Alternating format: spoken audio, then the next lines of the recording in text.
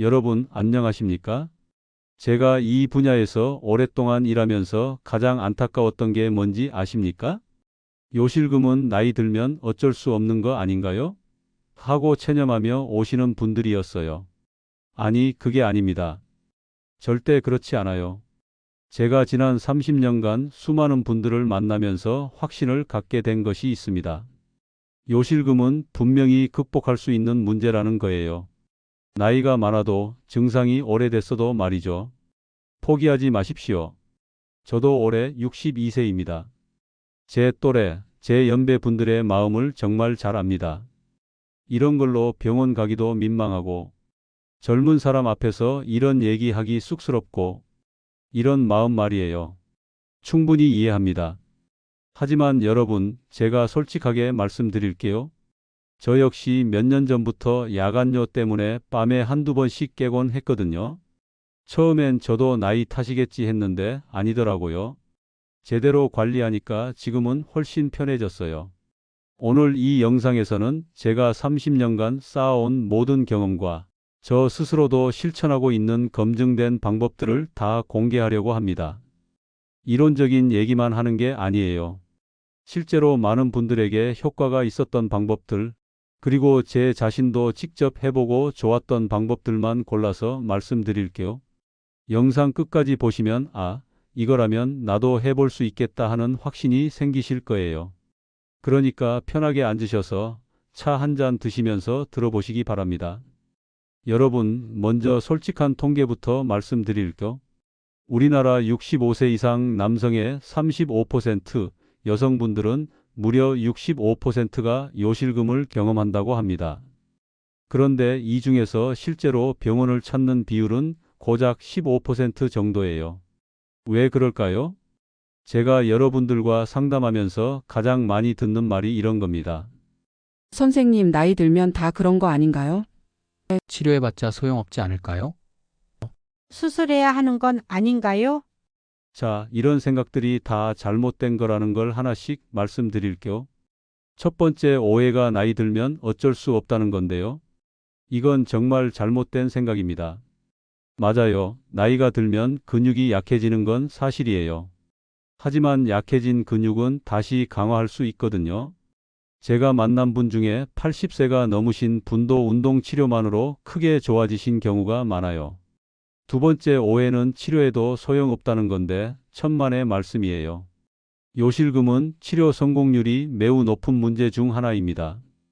경미한 증상은 90% 이상, 중증이라고 해도 70-80%는 현저하게 좋아져요.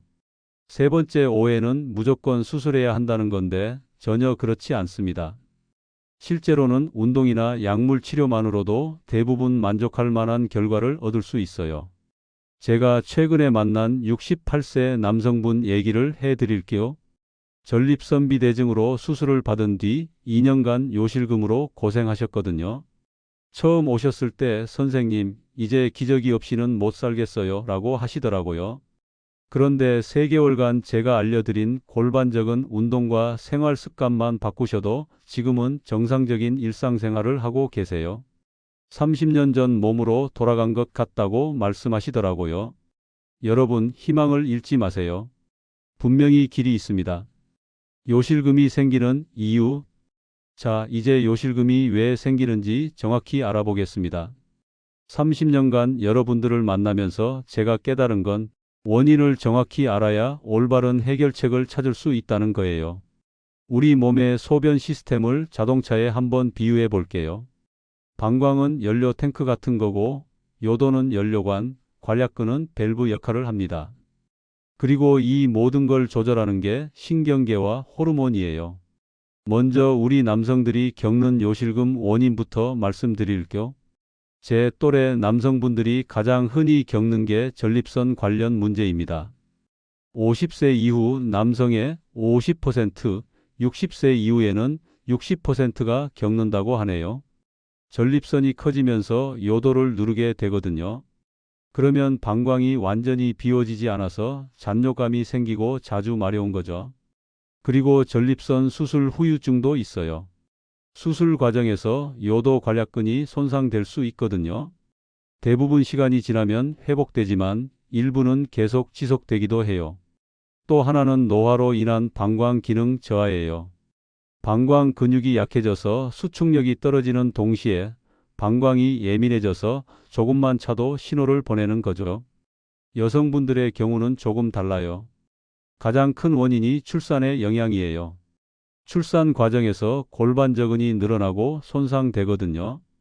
특히 자연분만이나 거대화 출산, 여러 번 낳으신 분들의 경우 위험이 높아요. 그리고 폐경의 영향도 커요. 에스트로겐이 줄어들면서 요도와 방광 조직이 얇아지고 골반저근의 탄력성도 떨어지는 거죠. 비만과 만성질환도 문제예요. 배가 나오면 그 무게가 계속 골반에 압력을 가하게 되고 당뇨병이 있으면 신경 손상이 와서 방광 기능에 영향을 주거든요. 실제 사례 몇 개 말씀드릴까? 63세 남성 어씨는 3년 전 전립선암 수술을 받으셨어요. 수술은 잘 됐는데 요실금 때문에 외출이 두려워지셨다고 하더라고요. 골프도 끊고 친구 모임도 피하게 됐다고 하시더라고요. 그런데 6개월간 체계적인 골반저근 훈련을 하신 결과 지금은 거의 정상에 가까운 상태로 회복되셨어요. 얼마 전에는 선생님 덕분에 골프장에 다시 나갈 수 있게 됐어요 라고 인사도 받았거든요. 또 58세 여성 B씨는 폐경 이후 복압성 요실금이 시작되셨어요. 기침이나 웃을 때마다 소변이 새어서 항상 패드를 착용하고 다니셨대요. 부끄러워서 가족들에게도 말하지 못하고 혼자 고생하셨다고 하더라고요. 운동치료와 약물치료를 함께 한 결과 3개월 만에 증상이 80% 이상 좋아졌어요. 이제 손주들과 마음껏 웃을 수 있어요 라고 하시는 모습을 보며 정말 보람을 느꼈어요. 이처럼 요실금은 원인이 다양하지만 그만큼 치료법도 다양해요. 중요한 건 본인에게 맞는 원인을 정확히 파악하는 거죠. 생활 습관으로 절반은 해결된다. 이제 실질적인 해결 방법을 말씀드릴게요. 제가 여러분들께 항상 강조하는 게 생활 습관 교정이에요. 이것만 제대로 해도 증상의 절반 이상은 좋아집니다. 첫 번째, 수분 섭취의 과학적 방법이에요. 많은 분들이 물 적게 마시면 되겠네? 라고 생각하시는데 이건 잘못된 접근이에요. 수분을 너무 제한하면 오히려 요로 감염 위험이 높아지고 소변이 진해져서 방광을 더 자극할 수 있거든요. 제가 권하는 올바른 방법은 이래요. 하루 총 수분량은 체중 1kg당 30ml 정도예요. 70kg이면 약 2.1리터 정도죠. 그런데 이걸 오전에 집중적으로 마시세요. 전체 수분의 60%를 오후 2시 이전에 드시고 저녁 6시 이후에는 최소한으로 제한하세요. 카페인 음료는 하루 200mg 이하, 커피로 치면 2잔 정도까지만 드시고요. 저도 개인적으로 이 방법을 실천한 후 야간뇨가 현저히 줄었어요. 두 번째, 체중 관리의 중요성이에요. 비만은 요실금을 악화시키는 주요 원인이에요. 특히 배가 나오면 계속 방광과 골반저근에 압력을 가하게 되거든요. 흥미로운 연구 결과가 있는데 체중을 10% 감량하면 요실금 증상이 평균 50% 이상 개선된다고 해요. 급격한 다이어트보다는 월 2-3kg씩 천천히 빼시고 걷기부터 시작해서 점차 운동 강도를 높이세요. 탄수화물보다는 단백질 위주로 드시고 술은 끊거나 대폭 줄이시기 바래요. 세 번째, 변비 해결이에요. 변비는 의외로 요실금과 밀접한 관련이 있어요. 변비 때문에 화장실에서 너무 힘을 주면 골반저근이 손상될 수 있거든요. 아침에 일어나서 따뜻한 물 한 컵부터 드시고 식이섬유를 하루 25지 이상 드세요. 그리고 규칙적인 배변 시간을 정하시고 변기에 발받침대를 놓고 무릎을 배보다 높게 하시면 도움이 돼요. 네 번째, 방광 훈련법이에요. 이건 제가 많은 분들께 가장 많이 권하는 방법 중 하나예요. 1주차에는 현재 화장실 가는 간격에서 15분씩 늘리고 2주차에는 30분씩, 3주차에는 45분씩 늘려서 최종적으로는 3-4시간 간격으로 만드는 거예요. 실제로 70세 남성분이 처음에는 1시간마다 화장실을 가셨는데 2개월간의 방광 훈련으로 3시간 간격으로 늘리실 수 있었어요. 다섯 번째, 스트레스 관리예요. 스트레스는 방광을 예민하게 만들어요. 제 경험상 스트레스가 많은 시기에 요실금 증상을 호소하는 분들이 늘어나는 경향이 있거든요. 규칙적인 운동을 주 3회 이상 30분씩 하시고 충분히 주무시고 취미 활동이나 사회적 교류도 하세요. 필요하시면 전문적인 상담도 받아보시고요. 골반적인 운동 30년 노하우 대공개. 자, 이제 가장 중요한 부분이에요. 골반적인 운동, 일명 케겔 운동이죠. 제가 30년간 수많은 분들을 지도하면서 터득한 모든 노하우를 다 공개할게요. 먼저 골반적은이 뭔지부터 설명드릴게요. 골반 바닥에서 방광, 자궁, 직장을 받쳐주는 근육들이에요. 이 근육이 약해지면 장기들이 아래로 처지면서 요실금이 발생하는 거죠. 많은 분들이 선생님, 도대체 어느 근육인지 모르겠어요 라고 하세요. 그래서 제가 가장 쉬운 방법부터 알려드릴게요. 첫 번째는 소변 중단법이에요. 소변을 보다가 중간에 멈춘다고 생각해 보세요. 그때 수축되는 근육이 바로 골반적은이에요. 하지만 실제로 소변 볼 때마다 이렇게 하시면 안 돼요. 방광에 좋지 않거든요. 근육 위치 확인용으로만 사용하세요. 두 번째는 항문 수축법이에요. 방귀를 참는다고 생각하고 항문을 조여보세요. 동시에 소변을 참는 느낌으로 요도도 조이고요.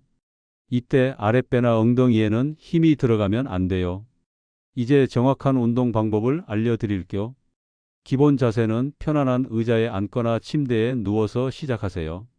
어깨와 목에 힘을 빼고 자연스럽게 무릎은 살짝 벌리고 발은 바닥에 평평하게 두세요. 1단계는 1-2주차 기본 익히기예요. 골반적은을 천천히 조이세요. 3초간. 그 다음 천천히 힘을 빼며 이완하세요. 역시 3초간. 이완 시간 동안은 완전히 쉬시고요. 10회 반복을 1세트로 해서 하루 3세트 하세요. 2단계는 3-4주차 강도 높이기예요. 조이는 시간을 5초로 늘리고 이완 시간도 5초로 늘리세요. 15회 반복 하루 3세트로 아침, 점심, 저녁으로 나누어서 하시면 돼요. 3단계는 5-8주차 지구력 키우기예요. 조이는 시간 10초, 이완 시간 10초로 20회 반복을 하루 3세트 하시고 일상생활 중에도 틈틈이 하세요. 4단계는 9주차 이후 유지 및 심화 단계예요. 빠른 수축과 느린 수축을 조합해서 하세요. 빠른 수축은 1초 조이고 1초 이완을 10회, 느린 수축은 10초 조이고 10초 이완을 10회, 하루 4-5세트로 늘려서 하시면 돼요. 제가 30년간 지도하면서 가장 많이 본 실수들을 말씀드릴게요. 첫 번째 실수는 잘못된 근육을 사용하는 거예요. 배에 힘을 주거나 엉덩이를 조이는 경우가 많아요. 해결법은 손을 배와 엉덩이에 대고 힘이 들어가지 않는지 확인하는 거예요. 두 번째 실수는 숨 참기예요. 운동에 집중하다 보면 자연히 숨을 참게 되거든요. 운동하면서 자연스럽게 계속 호흡하세요. 세 번째 실수는 너무 강하게 조이는 거예요. 처음엔 약하게 점차 강도를 높여야 해요. 최대 힘의 50%부터 시작하세요.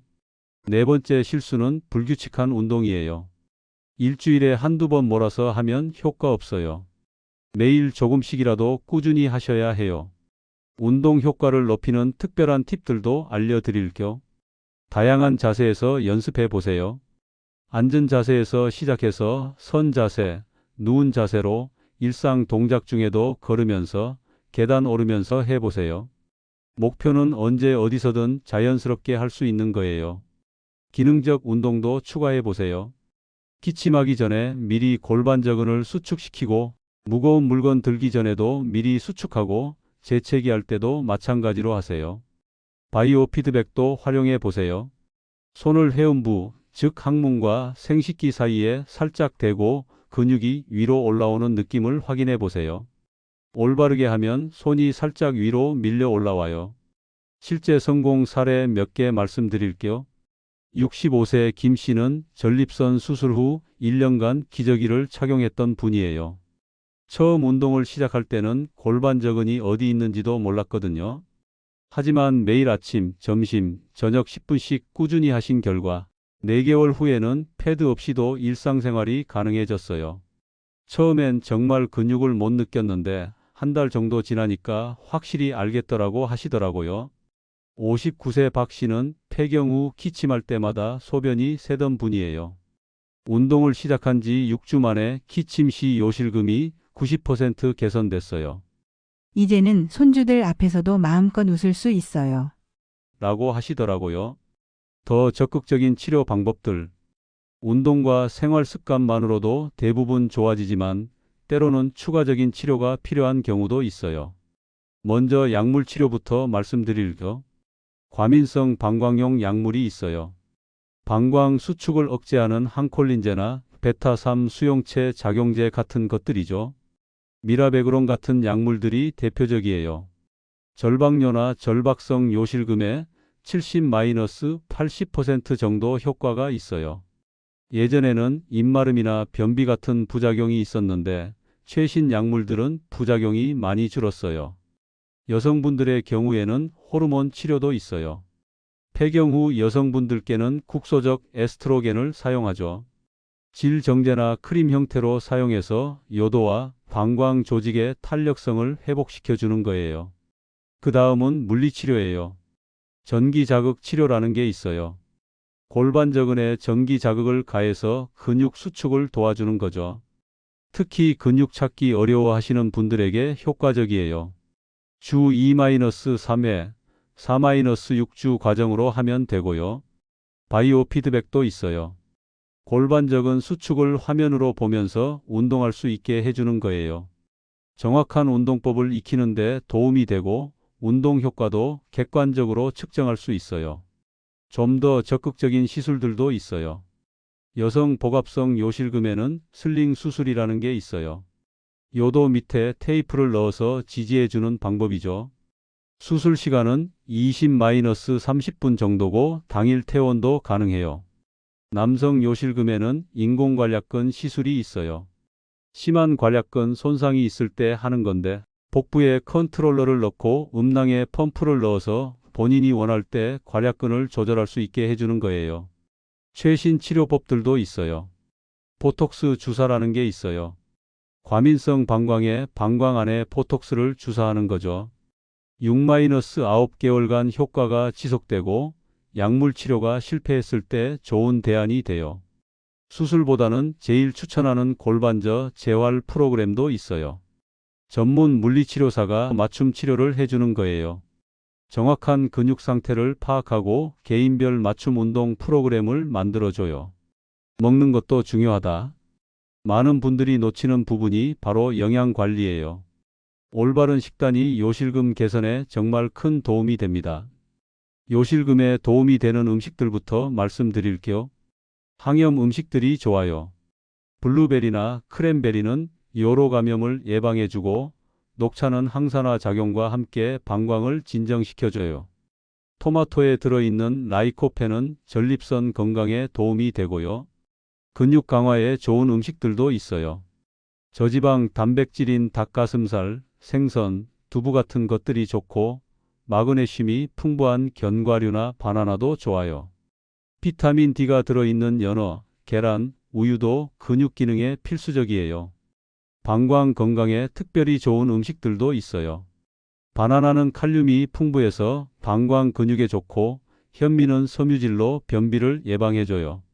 물은 하루 1.5-2리터 정도를 소량씩 자주 드시면 돼요. 반대로 피해야 할 음식들도 있어요.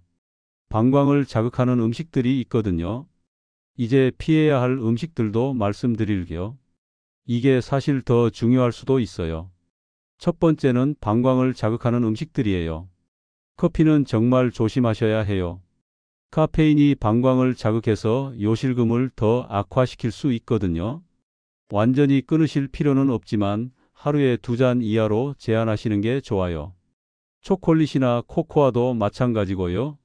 탄산음료나 인공감미료가 들어간 음료들도 피하시는 게 좋아요. 매운 음식이나 산성이 강한 음식들, 예를 들어 오렌지나 자몽 같은 감귤류도 방광을 자극할 수 있어요. 두 번째는 염증을 유발하는 음식들이에요.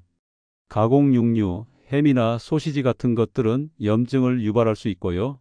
트랜스 지방이 많은 마가린이나 과자류, 그리고 정제 설탕이 많이 들어간 음식들도 피하시는 게 좋아요. 실용적인 식단 가이드. 그럼 실제로 어떻게 드시면 좋을지 하루 식단으로 말씀드릴게요. 아침에는 7시에서 8시 사이에 바나나 우유나 저지방 요거트로 시작하시고 통곡물 시리얼에 견과류 한 줌 정도 드시면 좋아요. 점심은 12시에서 1시 사이에 현미밥에 생선구이, 나물 반찬으로 구성하시고 미역국이나 된장국 같은 국물 요리도 좋아요. 방울토마토도 소량 드시면 좋고요.